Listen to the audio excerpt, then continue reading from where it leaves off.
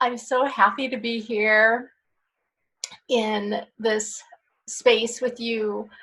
I want you to know that I am looking deeply at all of your beautiful faces. I see you. I know I haven't met most of you in person, but I want to make sure to take a very close look. We're all alive in these times, and we're not just images on screens. And I say that mainly just to anchor myself here, because video conferencing, for me, I do it all day for work, but reading into a camera sometimes feels a little bit like a performance or some weird like reality show. And for me, and I'm sure for all of you, poetry is not to be performed, but it's about communication and a shared experience. So that's what I'd like to offer all of you tonight. I'm going to read with you tonight some poems from, as Dan mentioned, my new book. Oh, look at that, the space station. It's like hiding itself. I don't actually exist, really. I'm just,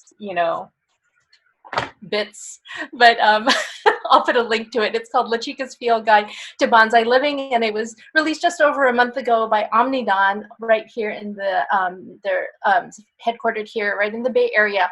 But I want to open the reading with the first poem from the book, and I dedicate it to you all, creators. And I know all of you here are creators because you have to have that spirit to engage with poetry in this way. So the poem is Rockets with Rear View Mirrors. They found a lack of life on one of my planets, despite the presence of blood and water in the soil. In space, as in most things, go slow to go fast. They want to colonize Mars because it is the closest thing they have to home. I want more than an extra 39 minutes. Venusian nights last 100 days. Give me the century to comb through the sweet oil of its atmosphere, survey its lava fields blind. It's hot, but not hot enough to melt our resolve to fix it this time. Propulsion units burn out, disengage, and drop to lower orbits. Molten language pollinates the voiceless to birth the supernatural. Astounding alien, clean progenitor of the new tongue of the ages. You are here.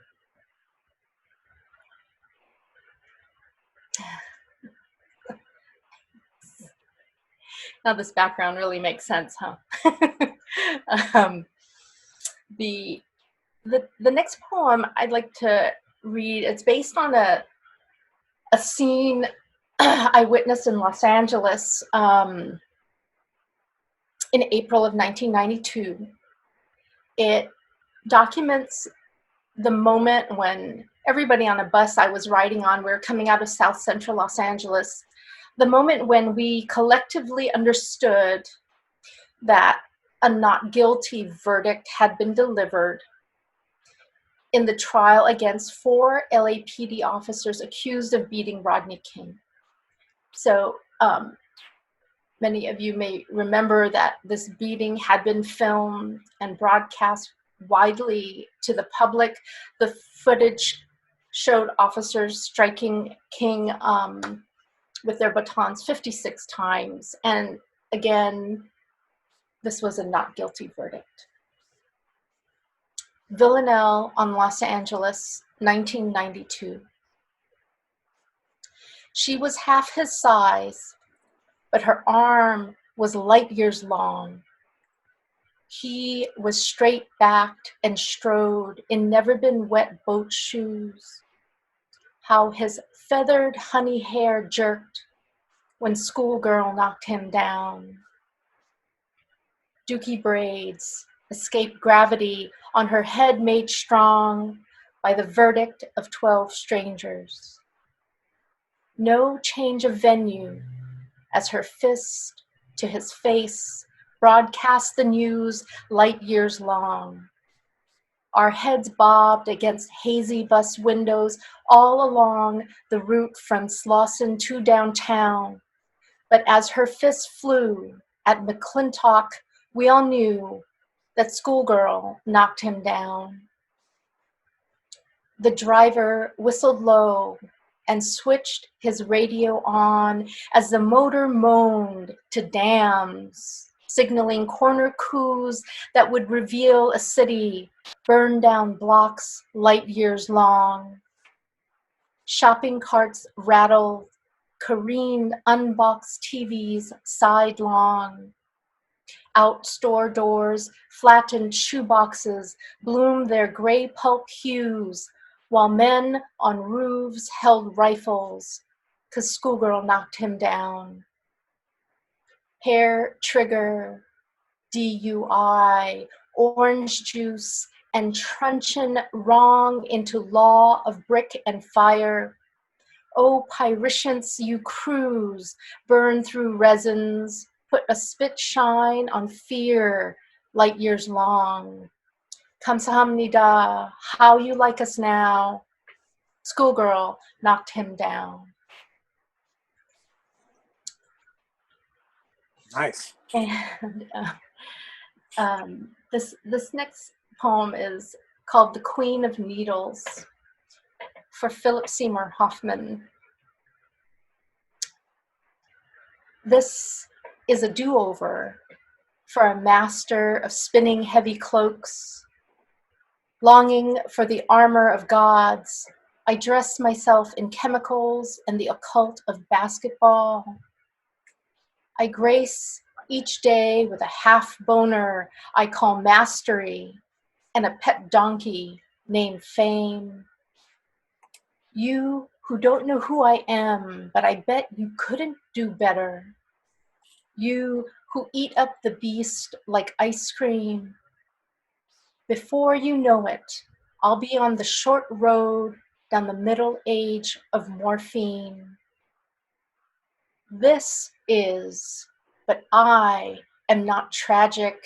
I sing to cheeseburgers, I sing to scotch, I sing to my children, receding until all they get is the moving of my mouth.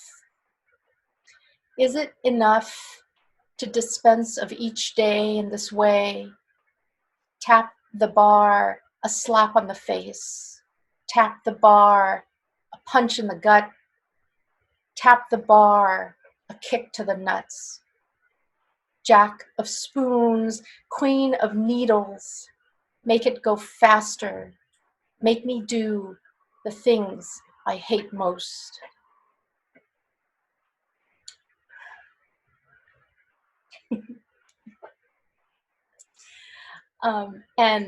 And this next poem, little did I know I would be dedicating to Andre Wilson's mother.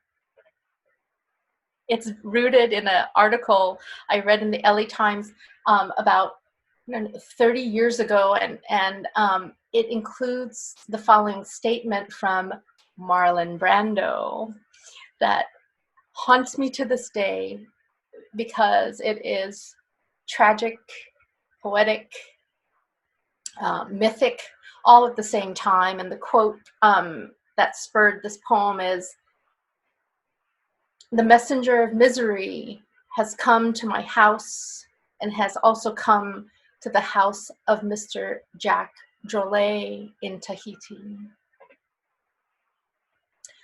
Marlon Brando's master class on fate. I found a bone in a storm of kelp, knitted up in the slimy green. It smelled like a hot night. I tucked it tight into my palm and walked to Marlon Brando's house. He sat on his porch, wearing his usual veil of regret. He knew immediately, finger joint of a walking whale, warm-blooded like you and me. They found the remains of one in Pakistan, and you found one on this atoll. What had my walking whale held in its hands? Lovers, leaves, mud, meat, sand, and eventually me. Marlon asked, where will a feather dropped by a seagull over the heads of 2,000 men land? You want it to be random, but it ain't.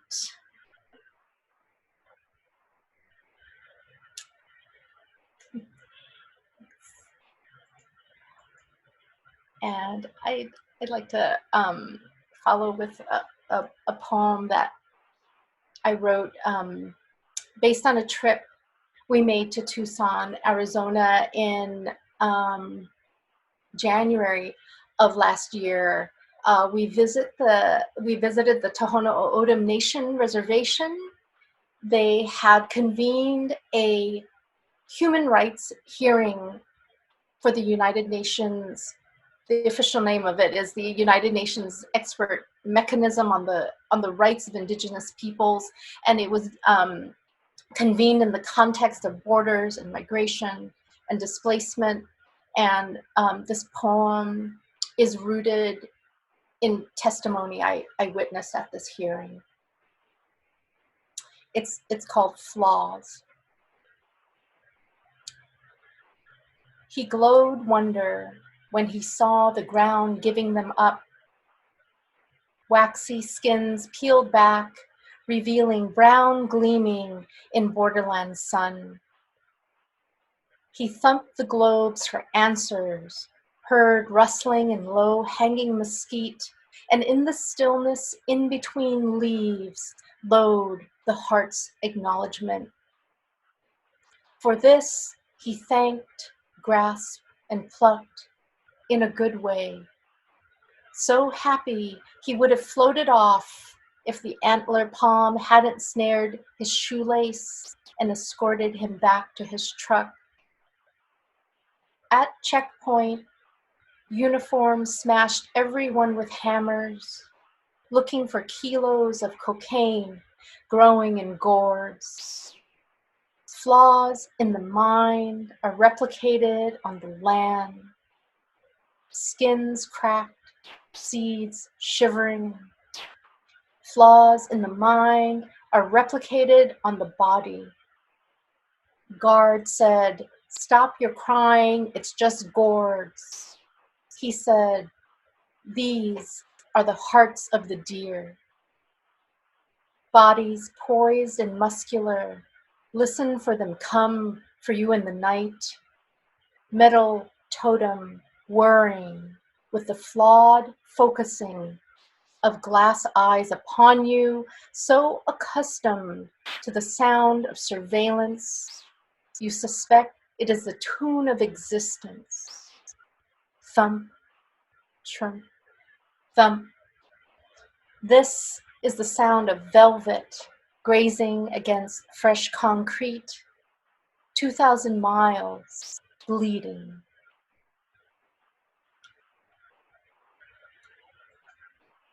And I'd like to close my reading with the last poem in my book. I wrote it for Ken Price, who is a ceramic artist I studied with many years ago, and the cover of my book is actually graced with a painting by Ken Price called Levitating Sculpture. He sometimes painted to investigate or envision what he would then build in clay. And I had fallen out of touch with him for many years. And, you know, it's not as if we were really close friends or anything. We maybe spoke 100 words during the years I studied with him. But I had the realization, and I imagine this has happened to many of you as well as writers, as artists, as creators, that so many years later, I recognized that his process had influenced my process. And so I heard that he was having a retrospective at the LA County Museum of Art, and the retrospective was incredible and was designed by his very good friend, the architect Frank Gehry. And I attended the retrospective as a way to reconnect with Ken Price, with his work, and with the man. And I wrote this poem in the retrospective when I learned that he had died 6 months earlier from complications from tongue and throat cancer. Prayer ceramic for Ken Price. Start. It was the perfect dumpster, sparkling like a roadster, and spitting the kind of stink and juicy trash required to construct the future. Got $1 million, walked down Figueroa at 4 a.m., 39-cent taco here, and leg of greasy chicken there. Spend the morning in an immaculate bathroom, unwanted obsessions tracing veins between each excruciating cramp, pushing toxic organica from mouth and sphincter through elaborate tunnels paved with gold and gingered salmonella rods. Before. As for the construction of the past, the white noise in which Homo sapiens love with superaction and slap each other's faces so hard, every pair of sunglasses ever owned fly off into the street like a flock of sick birds. What of it? Now, run to river, mountain, valley, shore, trout, eagle, grizzly bee, gawk with awe, and then shoot at close range. Bang, ruffles stiff silence across the scape. This is a feast of human sperm and horse ova. The offal of rich data melts on contact, stuffed with conflict and never felt better. When? Out on the terrace of lights, warm interplanetary winds lift my hair and turn it into time itself. Tick tock, spin a lump, susurrus of the wheel between thighs, sings flippity flop, lubed with slip. Raise walls, dam glossy broth of youth to stop the sloppy oatmeal of age. Shouting prayers at greenware, davening that you might not crack. Baby, I picked you up and lifted you into the fire. End. The world is alarmed at 2 feet. The world is alarmed at 2 feet. The flat foot of death came, but so did fame. Most of the time, it starts with a teapot, but on rare occasions, it ends with a universe. After the Islands, 1961, it's for Agnes Martin. I am a wavering cloth. I am a field of snow. I am an infinite braid. I am a traffic jam. I am a spinal cord. I am a hand-knitted sweater.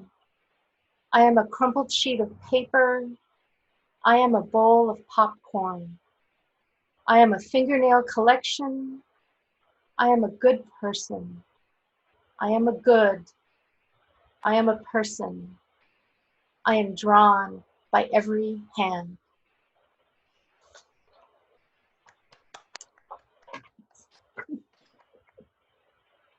Thank you so very, very much. Thank That's you. great. Very great.